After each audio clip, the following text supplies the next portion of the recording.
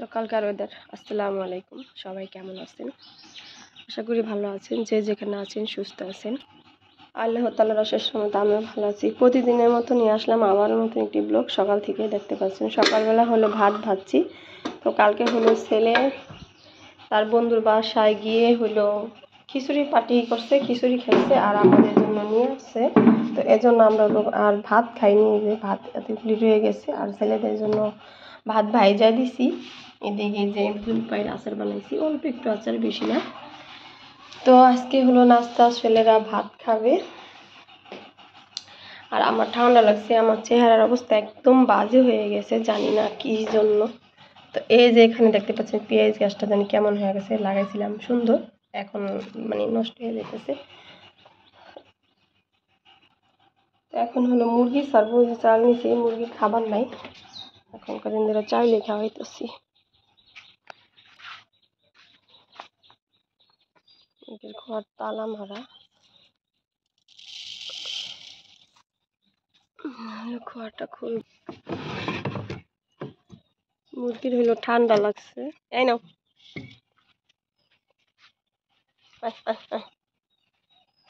আমার চলা মুরগি হলো পাক ঘরে, ওদেরকে ছাড়বো ওদের পরে, কারণ ওদেরকে হলো আদার খাইতে দেয় না, খেতে দেয়। আর আমার ক্যামেরাটা জানি কেমন হয়ে গেছে, বুঝতেছি না কাহিনী এমন হয়েছে কেন, অনেক রোদ উঠছে। তো ওরা খায় কাঁদার, আমরা আসি একটু চলল ছাদের উপরে। ছেলে কালকে ছাদটা পরিষ্কার করছে। এই যে এখানটা গোবর দিছি নতুন কিছু লাগানোর জন্য। আর আমার সিম গাছে ফুল হয়েছে, দেখেন সিমের ফুলের বাধা দেখা যাচ্ছে।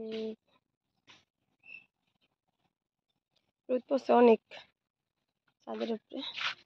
আর বালতিতে আনারস গাছ লাগাইছিলাম, এখন আবার টপে লাগাইছে, দেখি কেমন হয়, জানি না কতটুকু হবে। আমার অবস্থাটা দেখেন একদম বাজে হয়ে গেছে, জানি না কিসের জন্য। চেহারাটা অনেক কালো হয়ে গেছে আর আমার চেহারাটা কিন্তু অনেক শুকায়ও গেছে। ইদানিং অনেক কাজ কাম করলাম, এই জন্য হয়তো এখন শরীর, কাজ কাম অতিরিক্ত করার কারণে আমার শরীরটা দুর্বল হয়ে গেছে, অসুস্থ হয়ে গেছি, ঠান্ডা লেগে গেছে। তো কি করব, একা সংসারের কাজ তো করতেই হবে নিজে, তাই না? তারপরে হলো আমার বাবা সেদিন, কালকের আগের দিন অ্যাক্সিডেন্ট করছে। তো অল্পতে আমার বাবাকে আল্লাহ বাঁচাইছে, নয়তো আজকে আমার বাবার কিছু হয়ে গেলে 3 দিন হয়ে যেত। তো আল্লাহ যা করে ভালোর জন্য করে। আমার বাবা মারাত্মক একটা অ্যাক্সিডেন্ট করছে, সবাই আমার বাবার জন্য দোয়া করবেন। ঠান্ডা ফিলি লাগছে, এই নাকের হাড়টা অনেকগুলি ভাঙ্গা দিছে আর কি, ফাইটা গেছে। তো ডাক্তার বলছে যদি 1 সপ্তাহ পরে যাইতে ডাক্তার কাছে, যদি যায় ভালো রিপোর্ট হয় তাহলে ঢাকা যেতে হবে না, আর যদি ভালো রিপোর্ট না দেখায় তাহলে হয়তো ঢাকা যাইতে হবে। তো এখন আমার বাবা কিছুই খাইতে পারে না, শুধু সাদা যাও খায়, কিছু ভাত মানে শক্ত খাবার খেতে গেলেই চাপাইতে হয়, নাকের ভিতরে লাগে, তার জন্য খাইতে পারে না। আর আমি হলো যা দেখতে পারলাম না। আমার এমন একটা কপাল, মা হোক, বাবা হোক, বোন হোক, সুসংবাদ হোক আর দুঃসংবাদ হোক, কাউকেই হলো আমি গিয়ে দেখতে পারি না। আমার শরীর হলো পানি পড়তেছে, মানে নিশি পড়তেছে বাসার থেকে। তো আমার খুবই খারাপ লাগে, কাছে থাকলে দৌড় দিয়া দেখা যায় আর দূরে থাকলে খালি মোবাইলে শোনা যায়। আমার বুকের ভিতরে কষ্ট থাকে, আমার কষ্ট নিয়েই থাকতে হয়, কিছু করার নাই। কি করবো বলেন, দূরে যারা থাকে তারাই বুঝে, একমাত্র ভাই বোন, বাবা মা, এগুলির বেদনা। সবসময় যাওয়া যায় না, চিন্তা ভাবনা কইরা যাওয়ার লাগে, তো ভাল লাগে না। ছেলে মেয়েদের চিন্তা করতে হয় যে ওদের কাদের কাছে রেখে যাব, রান্না করে যাইতে হয়, মানে অনেক ঝামেলা। তো সবাই আমার বাবার জন্য দোয়া করবেন, আমার বাবা যেন মানে সুস্থ হয়ে যায়, আল্লাহ। আর আমার বাবাকে যেন আল্লাহ ন্যাক হায়াত দেয়া, আল্লাহ অনেকদিন বাঁচায় রাখে। কারণ এই বুড়া বয়সে আমার বাবা মারাত্মকভাবে একটা ব্যথা পাইছে।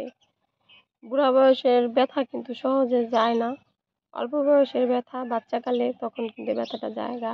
আর বুড়া হাড্ডিতে যদি ব্যথা পায় ওই হাড্ডির ব্যথা কিন্তু থেকেই যায়। তো যত বয়স হয় ততই ব্যথা দেখা যায়, ব্যথা সহজে ভালো হয় না। তো ওই কালকে আপনাদের সাথে শেয়ার করতাম, কারণ আমার পরিবারের সবার কথা কিন্তু আপনাদের সাথে কম বেশি শেয়ার করা হয়। আর জানো, কারণ আপনারা আমার একটা ফ্যামিলি, তার জন্য সুখ দুঃখ সব মিলে আপনাদের সাথে শেয়ার করি। কালকে হলো আমার প্রচুর পরিমাণে ঠান্ডা জ্বর ছিল, ভালোই লাগে নাই, মনটা সারা রাত্রে ঘুমাইতেও পারিনি। এই জন্য আর কি ব্লগে কথা বলি নাই। তো আমার ব্লগের পাশে থাকবেন, আমাকে একটু সাপোর্ট করবেন, আর আমার বাবার জন্য একটু দোয়া করবেন, আমার পুরো ফ্যামিলির জন্য একটু দোয়া করবেন, যাতে সবাই আমরা ভালো থাকতে পারি, সুস্থ থাকতে পারি। তো ব্লগটি দেখেন, ভালো লাগলে অবশ্যই লাইক কমেন্ট শেয়ার করবেন আর আমার পাশে থাকবেন।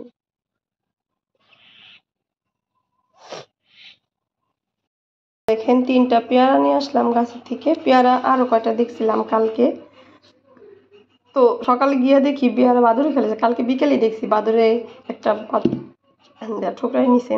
তো কালকে হলো শরীরটা ভালো ছিল না, এই জন্য পারিনি। তো ঘুম থেকে ওইটা আগে দেখলাম পেয়ারা আছে কিনা, তো দেখি আছে। তারপরে খাওয়া দাওয়া করে হলো পেয়ারা পাড়তে গেছি। আর এখনকার এই পেয়ারাগুলি যা মজা লাগে তা বলার মতো না, অনেক মজা, মিষ্টি।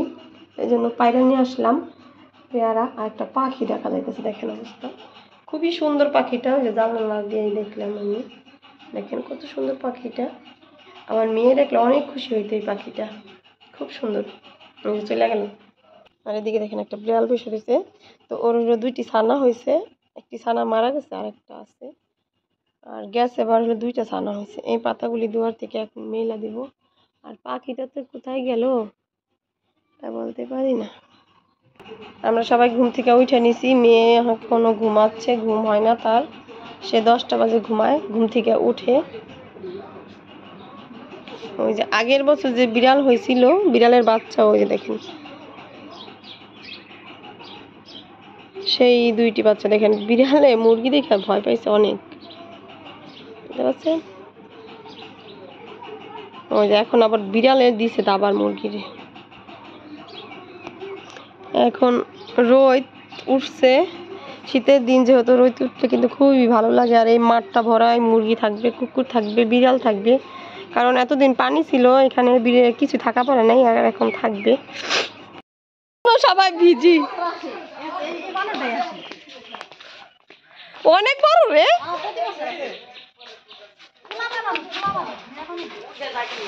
ও বাবা রে বাবা, লাভটা দিছে কি, দেখ কত বড় গেছে গা।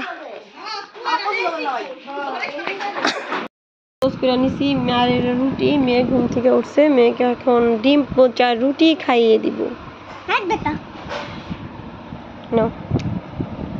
সে হলো প্রতিদিন খায় কোয়েল পাখির ডিম দিয়ে নাস্তা, আজকে খাবে হলো কি দিয়া, পোলট্রি মুরগির ডিম। বিসমিল্লাহ বলো।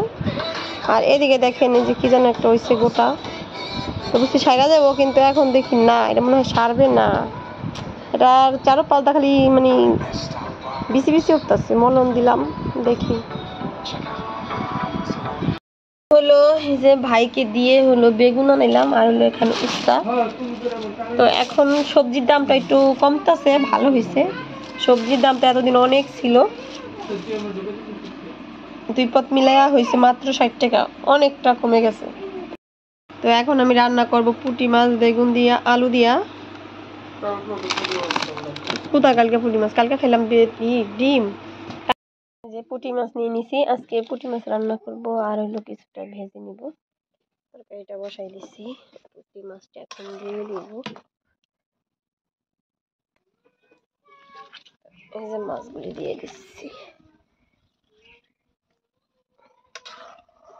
কয়টা রেখে দিলাম। এটার মধ্যে যদি একটু মূলা হইতো আর হলো একটু ফুলকপি হতো তাহলে হয়তো অন্যরকম হতো, তাই না?